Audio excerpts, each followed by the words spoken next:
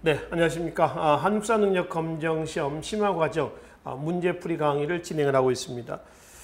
제가 지난 시간에 근세 정치사 파트에 관련된 문제들을 두루 살펴봤습니다. 자, 이 시간에는 교재 295페이지가 되겠습니다. 근세 경제 파트에 관련된 문제들을 살펴보도록 하겠습니다. 바로 1번 한번 보시죠. 다음 토지 제도에 대한 설명으로서 옳은 것은 이렇죠. 지금 이제 고려사에 나와 있는 1번 문제의 토지제도는 뭐요? 과전법에 대한 얘기입니다. 이 과전법에 관련된 얘기인데요. 잠깐 과전법 좀 보고 넘어갑시다. 1391년 조선 건국의 경제적 기반을 제공했던 것이 과전법이죠. 이 과전법 말이죠. 과전법은 경기도 한정에서 그러니까 전지만 취급하는 겁니다. 전지만. 고려는 전지와 뭘 지급했나요? 시지를 줬죠. 조선은 전지만 줍니다. 그리고 어디에 한정해 준다? 경기도에 제한한다. 경기도 제한해 주고요. 그리고 지급 대상은 전 현직자예요. 원래는 전직 관리에 주는 규정은 없었어요. 네, 발표하면서 추가됩니다. 왜냐하면은 그래서 전직 관료라고 한다면은 고려 왕실에 종사했던 사람들이거든요. 걔네들이 반발하겠죠. 안 준다고 그러니까. 그래서 전직 관력에 줬었던 이유는 구 내지 제야 세력이에요. 얘네에 대한 무마책입니다. 그러면 이거 줄 테니까 반발하지 마라 이거예요. 입 닥쳐라 이거 먹고 뭐 입막음용이다 이렇게 보시면 됩니다. 그럼 여기서 현직자에게 준다고 그랬죠. 현직자에게 주는데 현직에 있는 사람이 갑자기 죽거나 퇴직하면은 처자식은 뭘 먹고 살아야 되냐라고 하는 겁니다. 그래서 수신전하고요. 부인한테 주는 거죠. 수신전. 휴량전 자식들한테 주는 거예요. 그래서 일부가 수신전, 휴량전 등으로 인해서 일부가 세습이 됩니다. 원래 현직에 물려나면 다 반납해야 되는데 수조권은 처자식의 생계 유지 목적으로 이렇게 해서 수신전, 휴량전에서 일부가 세습이 됐다라고 하는 거예요. 아시겠죠? 그럼 문제는 일부 세습되면서 다음에 이제 그 관직에 오른 사람이 제대로 월급을 못 받는 거예요. 이만큼 월급을 못 받는 문제가 생기는 겁니다. 다시 얘기하면은 과전법에서의 운영상의 문제점은 수조권, 즉 토지는 어디에 한정됐나요? 경기도에 한정이 돼 있죠. 네, 토지는 한정이 돼 있는데 제한이 돼 있다라고 하는 겁니다. 근데 관리에게 지급했었던 수조권은 수조지는 계속 부족해지는 이런 현상이 나올 거란 얘기입니다. 요만큼 일부 세습되면서 이만큼 부족해지는 현상이 나온다라고 하는 거죠. 그래서 이 문제를 해결하기 위해서 태종대 때 가죠. 과전의 3분의 1, 과전의 3분의 1을 하삼도, 충청, 전라, 경상도요. 하삼도로 확대를 합니다. 과전은 관리에게 주는 수조권입니다. 요즘에 월급을 준단 말이에요. 과전은 공전일까요? 아니면 사전일까요? 과전은 사전이죠. 그럼 과전의 하삼도 확대다라고 하는 것은 공전의 확대가 아니라 사전의 확대입니다. 사전의 확대는 국가 입장에서는 재정이 누수가 되는 그런 결과를 가져오겠죠. 그래서 재경 4대부의 반발에 부닥쳐요. 세종대 가면은 다시 3분의 1의 과전, 4.3도로 확대했던 과전을 경기도로 다시 환원을 시킵니다. 그럼 부족한, 이렇게 해서 일부 세습되면서 부족한 수조권은 어떻게 충당했느냐. 부족분은 공회전. 중앙의 관청의 경비 유지 목적으로 지급했던 토지를 뭐라고 그래요? 공회전이라고 그러죠. 공회전을 축소해가지고 땜빵을 하고 있는 겁니다. 이렇게 해가지고 과전법이 운영되고 있었어요. 근데 근본적인 문제 해결은 안 됐죠. 그래서 그 근본적인 문제를 좀 해결해 보자. 그래서 세조 때 가면은 뭘 바꿨어요? 직전법으로 바꿨습니다. 직전, 현직자에게만 준다라고 하는 겁니다. 현직자에게만 수조권을 지급한다 해서 직전법이에요. 그럼 여기서 이제 과전법의 현직자고요. 세조 때 직전법에서 현직자는 뭐가 다르냐라고 하는 겁니다. 별 다를 건 없습니다만은 과전법에서 수신전과 휴량전이 일부 세습됐었죠. 근데 직전법 때 오면은 세습됐던 수신전, 휴량전을 어떻게 해요? 폐지를 합니다. 폐지를 합니다. 그러니까 이때는 현직에 있다 갑자기 죽어버렸어요. 뭐 처자식용으로 이제 이 토지가 일부 세습이 되지 않습니까? 근데 세조때 직전법화에서는 현직에 있는 사람이 갑자기 죽어버렸어. 뭐 처자식은 뭘 먹고 살겠냐는 얘기예요. 이 토지가 없어짐으로 인해서 이런 문제가 나오겠죠. 그러니까 세조때 직전법이 실시가 되면서 이 현직자 있죠. 이 현직자들은 뭐라고 했었냐면 과다수치를 합니다. 왜 과다수치를 하냐면은 내가 갑자기 죽거나 퇴직하면은 먹을 거를 미리 현직에 있을 때 세이브를 해놓는 거예요. 예를 들어서 10분의 1만 걷어들여야 되는데 이게 아니라 10분의 2, 10분의 3, 10분의 4 뭐 이런 식으로 해서 세금을 너무 많이 거둬들인단 말이에요. 이런 문제가 나와요. 그러니까 세조 때 직전법이 시가 되면서 수신전, 휴량전이 없어짐으로 인해서 국가의 토지에 대한 지배권은 강화가 됐겠지.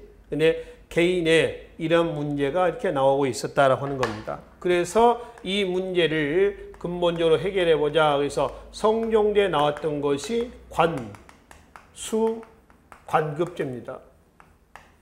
이 관수 관급제라고 하는 건 뭐냐? 관에서 걷어들이고요. 관에서 배급한다는 거예요. 관수 관급.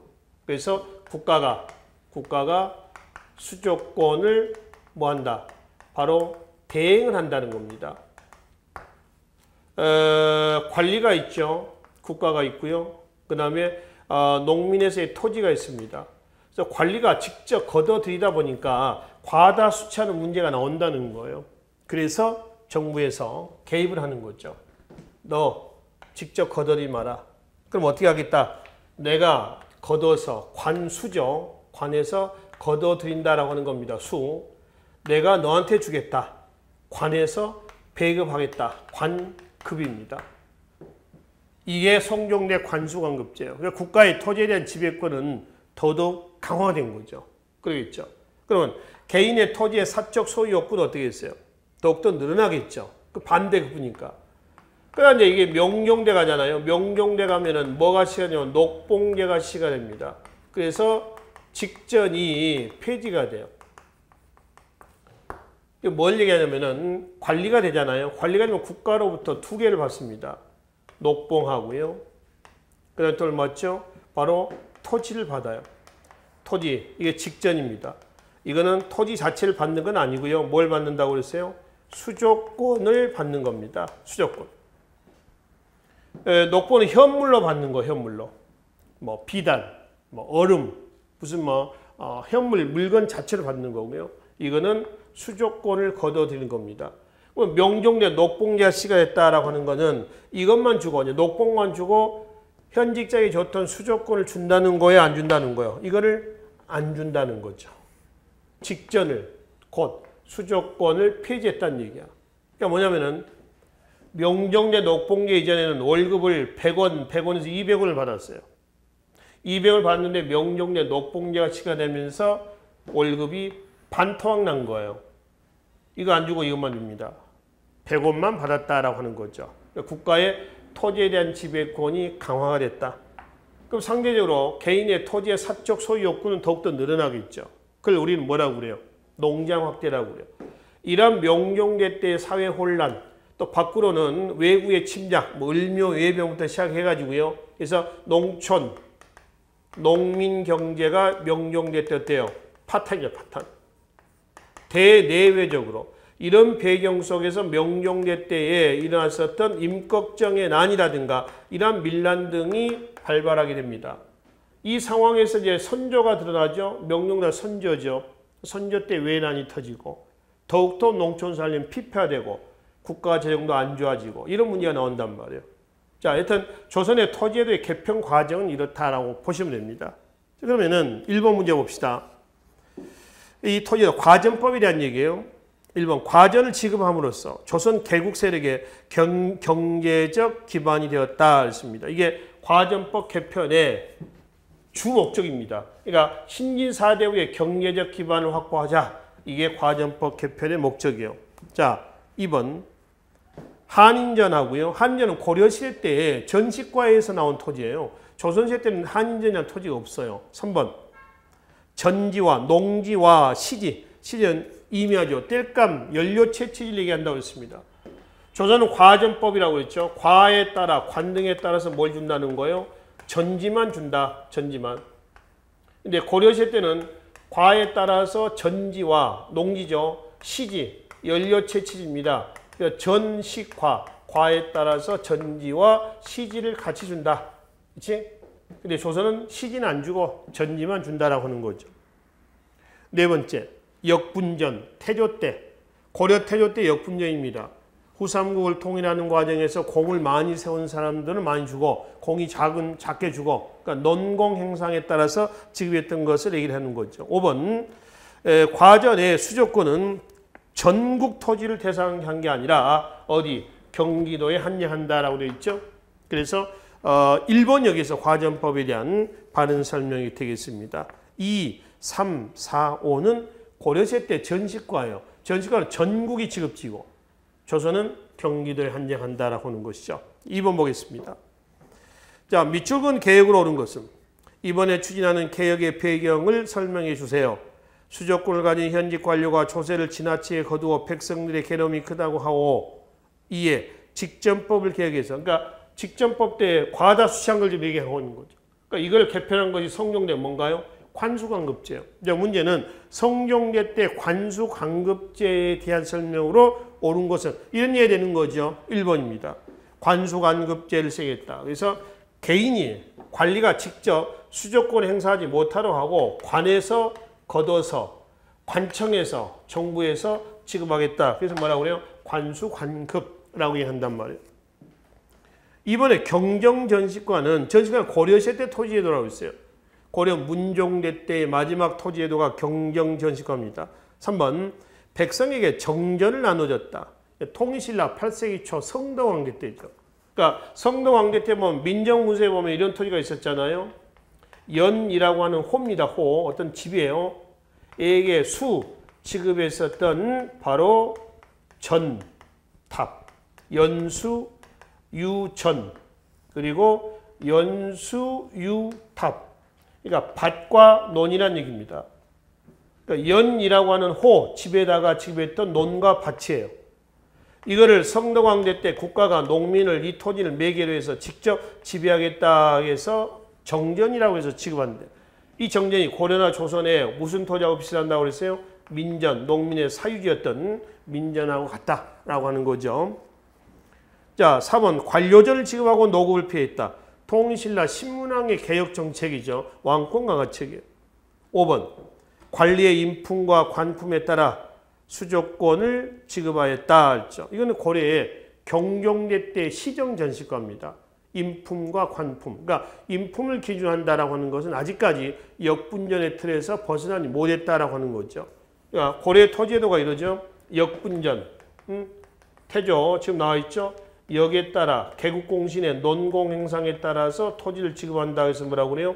역분전이라고 그래요. 그리고 경종대 때 경종은 이제 몇 대왕입니까? 3대 왕이죠. 태, 해, 정, 광, 경. 5대 왕이군요. 그렇죠?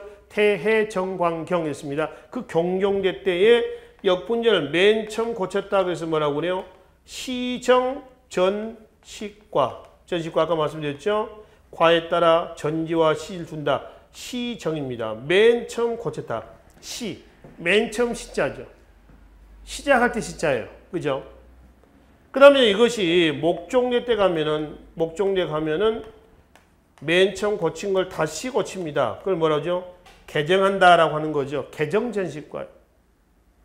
다시 이제 이게 고려 문벌 기록사의 최고 정점기에 들었던 문종대 때 가면 또 뜯어 고친다 그래서 뭐라고 해요? 다시 경 이렇게 있죠. 경 뭐란다?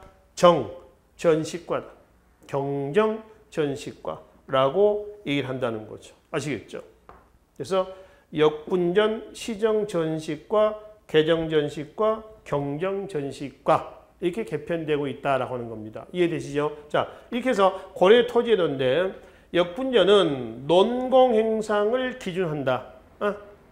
경종대 때 시정전식과는 뭘 기준한다? 바로 인품, 그 다음에 관품을 기준한다라고 하는 거죠. 그죠? 원래 전시가는 관등만을 기준으로 해야 됩니다. 근데 인품을 기준으로 했다라는 측면에서 아직까지 바로 역분전의 틀에서 벗어나지 못했다 이 얘기예요 지금. 5번 고액입니다. 자, 5번은 관리의 인품, 관품에 따라 수족을 줬다라고 하는 것은 경종대 시정전시과예요. 그래서 이제 목종대 개정전시과 때 하면 인품이 빠고요. 순수한 뭐만 관품입니다. 순수한 관품만을 기준으로 해서 지급한다라고 하는 거죠. 그죠? 그리고 문종대 때도 여전히 똑같이 관품을 기준한데 그럼 다른 점은 뭐냐? 시정전시과하고 개정전시과 때는 전 현직자에게 수조권을 주죠. 그럼 문종대 때 경정전시과에서는 누구한테만 준다? 현직자들에게만 준다. 그러니까 퇴직하면 뭐 해라? 너 내놔라 이거죠. 국가의 토지에 대한 지배권이 강화가 되고 있다라고 하는 그런 얘기예요. 아시겠죠? 자, 해서 문제 2번은 1번이 여기에 해당이 되겠습니다. 3번으로 하겠습니다. 조선시대에 살았던 어느 농민의 인적 사항인데 이 농민의 당시 생활 모습을 바르게 추론한 것은 김남식이라는 사람이에요. 지금 생년월일이 1418년입니다. 15세기 초예요. 이때 이제 태어났습니다. 출생한 거죠. 현재 40세라고 그랬습니다. 그러니까 1418년에다가 40살이니까 지금 이제 연대는 1458년입니다. 그러니까 이 시기 때의 상황을 묻는 거예요. 그죠? 그런데 어디서 그냥 경기도에 지금 살고 있습니다. 경기도. 집 한 채 있고요. 토지는 논 2결하고 밭 1결을 가지고 있는 거예요. 자, 그럼 봅시다. 1번. 가을 추수 후에 논에 보리를 심었다 그랬죠. 이모작이죠. 벼와 보리의 이모작이 가능했는데요. 아시다시피 조선시대 때 이모작, 이양법 아닙니까? 일부 경기도까지는 안 가고요. 전라, 경상도에서 일부 남부지방에만 뭐를 정부에서 이양법을 허용을 하고 나머지 지역은 허용하지 못했습니다. 않았습니다. 이게는 모내기 때 봄 가뭄에 대비해서 남부 일부 지방은 허용하고 고려 말부터 행해 왔었던 이양법이 나머지 지역은 이양법 거부입니다. 금지입니다. 근데 정부의 금지 조치에도 불구하고 계속 확산되고 있었습니다. 여튼 15세기 말, 15세기라는 상황에서 이양법은 남부 지방만 해당한다라고 보시면 되죠. 이번에 담배가 있습니다. 담배는 외란 이후에 일본에서 들어온 겁니다. 조선에서. 일본의 담배가 조선에 들어온다라고 하는 거죠. 외란 이후면은 외란이 언제예요? 1592년에서 1598년까지 7년 전쟁이라고 그러지 않습니까? 한참 뒤 얘기예요. 자, 3번 밭에 심은 목화로 무명옷을 목화는 고려 말 공민왕대 때 문익점 원에서 가지고 온 거죠. 자, 그래서 15세기 때 지금 목화 재배가 되고 있습니다. 4번 풍융에 관계없이 수확량의 10분의 1을 전세로 했다. 15세기 때 세종대 때 공법 기억하시죠? 이 공법 상종소, 전제상종소를 두고 전분 육등법과 연분 구등법이 시가 됩니다. 풍에 따라서 이때는 4두에서 최고 20두까지, 그러니까 상상년에서 하하년까지 9개 등급으로 나눠서 세금을 걷어들였어요. 풍류에 관계없는 게 아니죠. 5번 고구마는 용조 때 일본에서 들어오고요. 조엄, 감자는 헌종대 때 청에서 들어옵니다. 조선 후기의 구황작물이죠. 그러니까 15세기 말, 그러니까 1458년의 상황에서 바른 설명은 몇 번? 3번이 된다는 것이죠. 3번 보겠습니다. 다음 제시문의 수치제도가 만들어질 당시의 농업발달 특징으로 옳은 것을 모두 고르면 했죠. 이게 방금 왼쪽에서 말씀드렸었던 뭔가요? 연분 구등법이란 말이에요. 풍융을 기준해 가지고 1년에 생산분 9개 등급으로 나눈다라고 하는 거죠. 아주 풍년이었을 때는 상상년, 이게 1등급이에요. 1등급에서 아주 흉년일 경우에는 뭐가 되죠? 하하년이 됩니다. 이거는 9등급이 되는 거죠. 그래서 상상, 상중하, 상상, 상중년, 상하년, 중상, 중중, 중하, 하상, 하중, 하하년 이렇단 말이에요. 그래서 상상년 1등급 여기에서는 아주 풍년이 되었을 때 토지 1결량 얼마? 20두. 여기는 4두예요. 4두. 각 등급의 차이는 2두씩 납니다. 20, 18, 16, 14, 12, 그 다음에 18, 그 다음에 6, 4두. 이렇게 이제 거둬들인다라고 하는 거죠. 이게 이제 세종대 때 공법, 세법을 공법이라고 그랬죠. 우리가 최초의 국민투표라고 말씀드렸습니다. 그래서 공법 시행으로 인해서 나타난 연분구등법입니다. 그러니까 15세기 때 이게요. 기억. 쌀의 수요가 늘면서 밭을 논으로 바꾸는 현상이 활발화했다. 이건 조선 후기 때입니다. 조선 후기 때 인구가 늘어나면서 인구의 증가는 수요의 증가로 갑니다. 그러니까 쌀의 수요가 굉장히 늘었어요. 상품 작물로도 쌀이 계속 수요가 늘어나고 있었습니다. 그래서 이제 조선 후기 때 농민들은 밭을 뭘로 만드는 거야? 논으로 만들어. 밭을 논으로 만들어서 바로 쌀 농사를 많이 짓는 겁니다. 그래서 밭을 논으로 바꾸는 이러한 일들이 조선 후기 때에 일어났었다. 그런 현상을 우리는 뭐라 하냐면 반답이라고 쓰고요. 반답이죠. 근데 읽을 때는 반답이라고 읽지는 않습니다. 이거 번답이라고 읽으라. 번답. 왜 번자냐 이게. 이거는 이두문자예요. 그래서 이두문자이기 때문에 반으로 읽으면 안 됩니다. 번답. 밭을 논으로. 그러니까 정조 때 가면은 논과 밭의 비율을 비교해 보면은 밭보다는 뭐가 논의 비율이 훨씬 더 커요. 훨씬 더 많습니다. 그래서 이거는 조선 후기 때 얘기입니다. 니은. 신속, 농가집성, 벼농사 중심의 농법 속에 효종대 때의 농가집성이에요. 효종대 때. 그래서 니은은 효종대 때. 효종은 언제요?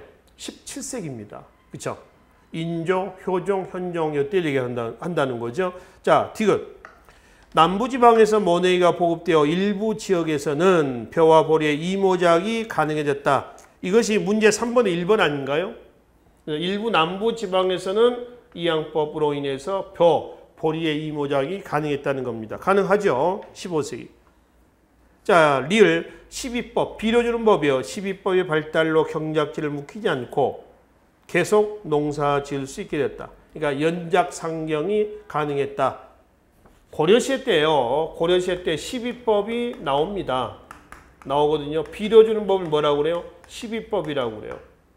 나오는데 고려시대 때는 휴경지가 많았어요. 휴경지가 존재해 있었다. 일역전, 제역전이라 해서요. 1년 쉬는 토지, 2년 쉬는 토지 이런 식으로 해가지고 휴경지가 있었습니다. 조선시대 때 보면은 12법이 더욱더 어떻게 돼요? 개량이 되죠. 그래서 종자를 파종하기 전, 또 파종하고 나서 바로 비를 뿌리는 겁니다. 밑거름, 덧거름 그래요. 밑거름은 이제 종자 파종하기 전에, 그 다음에 종자를 파종하고 나서는 뭐가? 덧거름을 10일 하는 겁니다. 그래서 12법 개량으로 인해서 조선 15세기 때 보면 휴경지는 완전히 소멸이 됩니다. 연작상경이 가능했다. 이거죠. 그래서 디귿, 리을이 15세기 때요. 이때 우리가 볼 수 있는 모습이다. 라고 보시면 되겠습니다. 5번으로 하겠습니다. 다음 자료에 보이는 시기의 경제적 변화에 해당하지 않는 것은 지금 조선시대 때 이양법이라는 얘기죠. 이양을 하는 것은 이양은 옮겨 심는다는 거예요. 그러니까 모판에다가 벽실을 뿌려요. 벽실을 뿌려가지고 어느 정도 키우죠. 그럼 이제 본논에다가 옮겨 심는 겁니다. 그러니까 땅이 두 군데서 이제 자라게 하는 거죠. 그러니까 훨씬 더 성장이 더 좋을 거란 얘기입니다. 그 얘기죠. 그러니까 이양을 하는 것은 세 가지 이유다. 김매기 할 때에 노력을 드는 것 첫째. 두 땅의 힘으로 모 하나를 서로 기르고 두 땅의 힘으로 모 하나를 기르는 겁니다. 그 얘기죠. 자, 세 번째, 좋지 않는 건 솎아내고 싱싱하고 튼튼한 것을 고를 수 있다 그랬죠. 모내기를 할 때 좋은 것만 심겠죠. 안 좋은 건 다 어떻게 해요? 걸러내겠죠. 첫 번째 법. 김매기 노력을 더는 것이 첫째다 그랬죠. 노동력 절감입니다. 근데 보통 우리가 이양법 그러잖아요. 이 이양법 얘기하면은 이 이양법을 얘기할 때는 그냥 앞에를 빼먹고요. 노동력 절감이란 얘기를 주로 많이 합니다. 그러면 이양법 노동력 절감이라면은 오히려 노동력이 더 많이 들 것 같은데 왜 절감이라고 하느냐라고 하는 거죠. 바로 여기에 뭐가 생략되어 있냐면은 제초 작업대. 풀 제거하는 걸 얘기합니다. 제초 작업 시의 노동력 절감이다. 그러니까 이게 생략이 돼 있어요. 이 단어가. 아시겠죠? 그럼 무슨 얘기냐면은 이양법은 이전에는 직파법이 있었잖아요. 직파법 논에다가 바로 파종하는 거예요. 바로 뿌려버리는 겁니다. 벽시를. 그러니까 여기서 이제 벽시가 자라가지고요. 벼가 되는 거죠. 근데 벽시가 자라는 사이에 풀이 굉장히 많이 또 자풀이 생긴단 말이에요.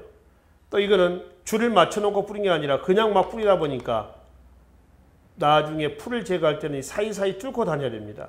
이런 식으로 해서 풀을 제거해야 돼요. 근데 이양법 할 때는요. 모판에서 키워서 옮겨 심죠. 옮겨 심을 때는 줄을 맞춰서 심어 이렇게. 이게 줄을 맞춰서 심습니다. 그리고 옮겨 심을 때 나쁜 종자는 벼는 어때요? 모는 빼버리죠. 좋은 거만 옮겨 심는단 말이에요. 모내기 한단 말이지. 그래서 그래도 풀이 하나씩 생길 수가 있습니다. 그럼 벼와 벼 사이 고랑을 이렇게 왔다 갔다 하면서 풀을 제거하는 겁니다. 그래서 풀 제거할 때 노동력이 훨씬 절감이 됐다라고 하는 거죠. 이양법의 효과를 얘기합니다. 그럼 지금 이 이양법이 이렇게 되고 있었던 시기를 한다면 언제요? 조선시대죠. 조선시대 때의 경제적 변화에 해당하는 것은, 해당하지 않는 것은 이런 얘기입니다. 특히 이게 이제 전국적으로 확산된 건 조선 후기란 말이죠. 그러니까 후기라고 했었을 때 1번, 모내기법이 확산되어 벼와 보리의 이모작이 가능해졌고 노동력이 크게 절감했다. 지금 말씀드렸죠. 이 노동력 절감은 오히려 뿌려버리는 것이 빠르지 길러서 모내기를 하고 이렇게 하는 것이 이 노동력이 더 들 거 아니냐 이렇게 얘기를 한다고 그랬죠. 근데 여기서 노동력 절감은 제초 작업 때의 노동력 절감이라는 거예요. 두 번째, 일부 농민은 인삼, 담배, 채소, 면화 등 같은 상품 작물, 이거 조선 후기 때 상품 작물 재배예요. 상품 작물은 뭔가요? 팔기 위해서 재배하는 겁니다. 팔기 위해서. 팔 수 있는 시장이 있었다는 거 아니에요? 뭐예요? 장시죠, 장시. 그치? 자, 세 번째. 지주에 대한 지대의 납부 방식이 타조법에서 도조법으로 바뀌어가고 있었고, 지대입니다, 지대. 지대는 뭘 지대라고 그래요? 땅 임대료를 지대라고 그래요. 땅 임대료. 조선시대 지대는요, 타조법, 도조법, 도전법이 있어요. 자, 타조법은 조선 전기에서 언제까지예요? 후기까지. 도조법하고 도전법은 18세기 이후에 나오는 지대입니다. 타조법 말이죠. 정률지대입니다. 정률. 일정 비율을 내는데 지주와 소작이 나눠 먹는데 반맛이 나눠 먹고요. 도조법은 정액지대예요. 이런 보통 다른 토지의 수확량의 3분의 1만 정액제로, 그러니까 미리 계약을 해놓고 이것만 내는 거예요. 많이 생산되든 안 되는 간에 딱 계약된 양만 낸단 말이에요. 이거를 도조법이라고 그래요. 도전법이라고 하는 것은 화폐지대예요. 돈으로 지대를 내는 겁니다. 형으로 내는 게 아니라. 그러니까 도조하고 도전 있죠. 이거는 같은 얘기인데 이 도는 같은 얘기예요. 이 도는 뭐냐 그러면은 도지. 도지의 약자입니다. 도지는 임대료를 도지라고 그래요. 땅의 임대료. 그 땅의 임대료 도지를, 땅의 임대료를 현물로 내면 뭐라고 그래요? 도조라고. 현찰로 내면 뭐라고 그래요? 도전이라고 얘기를 한다. 그치? 도전이라고 한다. 아시겠죠? 그러니까 뭘로 내느냐의 차이예요. 이게 도전입니다. 타조법은 지주가 유리합니다. 그래서 지주가 유리했기 때문에 지주와 소작인의 관계가 어떤 관계냐면은 애속 관계가 되는 거고요. 도조법은 지주보다는 소작이 더 유리해요. 이건 아까 3분의 1 계약만 맺어서 계약된 양만 낸다고 그랬죠. 계약 관계입니다. 지주가 유리했고요. 소작인보다는 여기는 소작인이 훨씬 더 유리했다. 왜 지주가 유리하냐면 종자 선택을 지주가 합니다. 농사에 필요한 비용은 소작인이 합니다. 그러니까 지주가 유리해요. 반반씩 나누는데 왜 지주가 유리하냐라고 하면은 똑같이 나누는데 농사에 필요한 경비라든가 전부 다 누가 부담한단 말이에요. 소작인이. 그러니까 지주가 유리하고. 여기는 소작인이 왜 유리하냐? 종자 선택을 소작인이 합니다. 농사에 필요한 비용은 지주가 부담합니다. 그러니까 정률지라고 반대예요. 그리고 이건 또 계약된 양만네. 그러니까 여러분이 소작인이 하면은 타조법하고 도조법하고 어떠한 지대로 농사를 짓겠어요? 도조법이죠. 계약된 양만 내면은 더 열심히 해가지고 초과 생산하면 다 누구께 되는 거예요? 소장인께 되는 거야. 내게 되는 거지. 그러니까 소장 입장에서는 도조법이 훨씬 더 유리할 수밖에 없었다라고 하는 겁니다. 그래서 도조법의 등장은요. 도조법의 등장은 바로 조선후기 때 지주권의 약화와 전호, 소장이죠. 전호권의 성장을 가져왔었다. 이렇게 얘기를 할 수가 있는 거죠. 자, 그래서 지금 선지에 보면은 지금 세 번째죠. 이제 타조법에서 도조로 바뀌어간 건 아니고 정확히 표현하면은 타조법도 있었어. 내내 이용되고 있었고요. 18세기 오면은 새롭게 도조법과 뭐가 도전법이 등장하고 있었다라고 이제 보시면 되겠죠. 또 틀린 얘기는 아니야. 네 번째는 조선후기 때 수공업에서 가장 보편적인 수공업을 뭐라고 그래요? 선대제 수공업이라고 그래요. 그렇죠? 미리 자본주가 돈을 수공업자에 주고 수공업자가 물건을 사다가 원료 사다가 물건을 만들어서 누구한테 도고 자본주에 갖다 납품하는 거죠. 그래서 상업 자본이 수공업 자본을 지배하는 걸 뭐라고 그래요? 선대제 수공업이라고 그러죠. 5번. 교환경제 발전은 해동통보를 비롯한 여러 화폐의 사용을 확산. 해동통보, 고려 숙종대태 화폐입니다. 해동통보, 해동중보, 동국통보, 동국중보, 삼한통보, 삼한중보, 또 의천이 주전동 하면서 만든 것들이요. 은병, 활구라고 하는 은한근을 만든 다 고려 숙종대 때의 화폐가 되겠습니다. 그래서 고려시대이고요. 1, 2, 3, 4는 조선 후기 때의 경제 모습에 해당이 된다라고 하는 것이죠. 6번 보겠습니다. 가상인에 대한 설명을 얻은 것은 조선시대 한양의 운종가에는 상설점포가 설치가 되어서 운종가가 겹쳐 있네요. 그죠? 운종가에는 상설점포가 설치되어서 금난전권을 가진 가이 상하활동을 하였습니다. 시전 상인들, 또 유기전 상인들, 얘네들이 뭘 가져요? 금난전권을 갖죠. 자, 뭐냐면은 이건 외란 이후에 얘네에게 주었던 특권이에요. 난전, 잡상이냐, 사상을 난전이라고 그래요. 사상, 잡상인들을 단속할 수 있는 권리, 이걸 뭐라고 그래요? 금난전권이다. 그래서 시전 상인과 그리고 유기전 상인들에게 주었었습니다. 근데 이 시전 상인들이 조선 후기 때에 장사를 해서 돈을 벌 생각을 하지 않고요. 잡상인들을 단속해가지고 얘네들의 어떤 그 100만 원짜리 예를 들어서 뭐 물건을 한 50만 원에 가로채가지고 시전 상인들이 막대한 부를 축적하더란 얘기입니다. 그래서 그 나머지 돈 일부를 또 시전 상인은 중앙정부의 집권 여당, 집권 세력들 노론에 갖다 바치고 노론이 또 얘네들의 그런 불법을 눈감아주고 요즘 얘기는 뭐예요? 정, 경, 유착의 고리가 형성했던 거죠. 그러니까 이거를 끊겠다라고 하는 것이 1791년 신해년에 정조 때 신해 통공입니다. 통공이란 얘기는 공, 함께 모두가 다 통하게 한다라고 하는 거죠. 그러니까 이 금난전권의 난전 있죠. 잡상인들도 장사를 할 수 있게끔 숨통을 좀 틔워줬다는 거예요. 신해 통공입니다. 신해년에. 이거는 정조 때죠. 그래서 금난전권의 특혜를 이 시전 상인들이 갖고 있는 금난전권의 특혜를 어떻게 하는 거예요? 없애버리고 유기전 상인은 그대로 놔두고 시전 상인의 금난전권의 특혜를 없애버린 조치가 정조 때 뭔가요? 신해통공이에요. 그러니까 정조 때 신해통공은요. 단순히 경제적인 조치는 아니고 정경 유착의 고리를 끊고 왕권을 강화하겠다라고 하는 경제적인 측면이 반영이 됐다라고 하는 겁니다.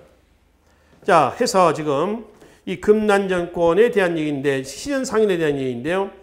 대동법 실시를 계기로 등장한 상인은 공인이죠. 공인. 자, 2번은 보부상을 얘기하겠죠. 3번은 대표적으로 유기전 상이 있다. 그렇죠? 시전 상인 내에 유기전입니다. 그래서 이거는 이제 유기전 상인 맞고요. 4번은 송상이죠. 개성의 송상입니다. 전국의 각 지점 송방을 둬서 인삼을 재배 판매를 하고 있고요. 5번은 주로 위탁 판매, 숙박업, 객주, 여각 이런 사람들 얘기합니다. 그래서 시전상인, 곧 다시가는 유의전 상인들 얘네들 얘기를 할 때에 6번은 3번이 여기에 해당이 되겠다라고 하는 것이죠. 자, 7번 하겠습니다. 다음 민요에서 보이는 경제활동에 대한 조선 전기의 모습을 옳지 않는 것. 이 보부상에 관련된 그 민요예요. 그러니까 조선 전기의 모습이 아닌 것은 이런 얘기죠. 1. 15세기 후반 이후에 장시는 점차 확대가 됐고, 맞죠? 5일에 한 번씩 열렸던 상설시장이 아닙니다. 전기시장이에요. 2번, 보부상은 지방의 장시에서 농산물, 수공업 제품 등을 판매하였으며 3. 정부가 조선통보는 세종대 때의 화폐입니다. 세종대 때. 유통시킴으로써 동전화폐 유통이 활발했다. 자, 조선통보 유통이 되죠. 근데 화폐 유통은 활발하지 않습니다. 화폐에 대한 인식이 많이 부족했고요. 그러니까 돈을 써야 할 필요성을 못 느꼈다는 겁니다. 콩을 주고 쌀을 바꾸는 것이 편하지 돈을 갖고 가서 물건을 사는 것이 편하지 않더라는 얘기입니다. 그리고 이제 또는 자족적인 농업 중심의 경제 구조였어요. 그래서 유통은 잘 안 됐습니다. 네 번째, 농업 생산력 발달에 힘입어 지방에서 장시가 증가했다. 맞죠? 네 번째, 다섯 번째, 정부는 성리학적 경제관에 근거하여 상공업을 통제했다. 그래서 조선의 경제정책, 중농 어떻게 나오나요? 억상. 그렇죠? 상공업을 억압했다는 얘기는 아니고요. 국가가 통제한다라는 얘기예요. 관장제입니다. 그러니까 왜 관장제냐? 왜 상공업을 국가가 통제했느냐라고 하는 거죠. 성리학적 경제관이 여기에 반영이 되어 있다. 성리학적 경제관이라고 하는 건 뭐냐? 곧 근검 전략하는 검약세가리죠. 검약. 근검 전략하는 이러한 경제관을 우리는 뭐라고 그래요? 성리학적 경제관이라고 그래요. 그러니까 쓰는 것보다는 대단히 뭐 하자는 거예요? 아끼자. 이런 분위기가 되는 것이죠.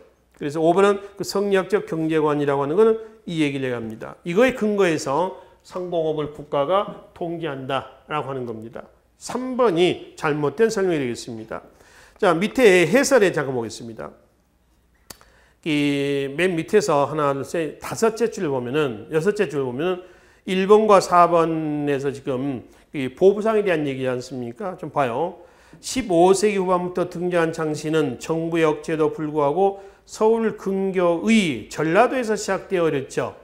서울 근교의라고 되어 있죠. 전라도가 서울 근교는 아니죠. 그죠? 서울 근교의 전라도에서 시작되어 있는데, 그래서 서울 근교의, 이게 잘못 들어가 있어요. 삭제를 해버리십시오. 나중에 정오편은 따로 강의 말미에 따로 올려놓도록 하겠습니다. 그래서 서울 근교를 삭제를 해버리고요. 자, 8번으로 넘어가겠습니다. 가상인에 대한 설명을 한 것은 역시 지금 벗짐장수, 보상, 등짐장수를 뭐라고 그래요? 부상이라고 그러죠. 보부상에 대한 얘기예요. 그래서 이 보부상 1번, 동시전에 감독을 받았다. 신라 6세기 지증왕대 때 동시가 있고요. 동시를 감독하는 관청이 뭐예요? 동시전이에요. 그러니까 시전 감독 관청이었죠. 두 번째, 송방, 개성의 송방을 얘기하는 거죠. 보부상은 관계가 없죠. 세 번째, 청과의 개시무역을 주도한 사람은 의주의 만상입니다. 의주의 만상이죠. 보부상은 국내에서 장실 무대로 활동했던 상인들이에요. 네 번째, 대동법 실시를 계기로 등장한 특허상인을 뭐라고 그래요? 공인이라고요. 5번, 여러 장실 하나의 유통망으로 연계시켰다. 누군가요? 보부상을 얘기를 하고 있습니다. 9번으로 하겠습니다. 자, 다음 내용을 통해서 알 수 있는 조선 전기의 경제 정책과 구조에 대한 설명으로 가장 적절한 것은 이렇죠. 지금 여기서 보면 화폐 유통에 대한 얘기예요. 지금. 그러니까 전체적으로 조선 전기, 그러니까 중농, 억상이라고 하는 그 경제 정책과 구조에 관한 설명은 이런 얘기죠. 1. 정부는 화폐를 유통시키기 위해서 지방에 장시를 설치하였다 그랬죠.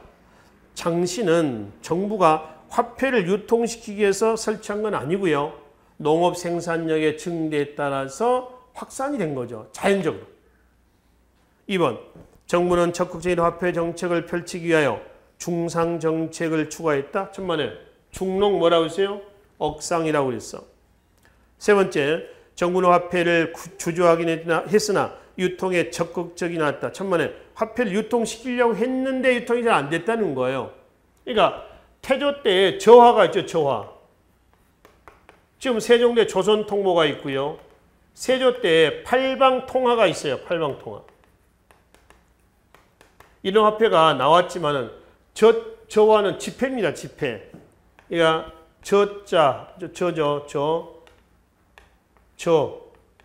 당나무 저자입니다. 그러니까 당나무로 그 화폐를 만들자면 좀 거칠어요. 오늘날 화폐의 종이하고 좀 질적으로 다르겠죠. 그래서 태종대 저화, 세종대 조선통보, 세조 때의 팔방통화 등이 있었는데 1. 정부의 억상책 2. 자급자족적 농업 중심의 경제구조 3. 화폐에 대한 인식 부족으로 해서 유통이 잘 됐다 안 됐다? 안 됐다. 이런 얘기란 말이죠. 그러니까 유통에 적극적이지 않았다 정부가? 그건 아니에요. 하려고 했는데 유통시키려고 했는데 잘 안 된 거죠. 4번. 정부의 화폐 정책, 유통 정책에도 불구하고 농민들은 여전히 쌀이나 면포, 물물 교환에 있었습니다. 이러한 이유로 유통이 잘 안 돼서. 그죠? 5번.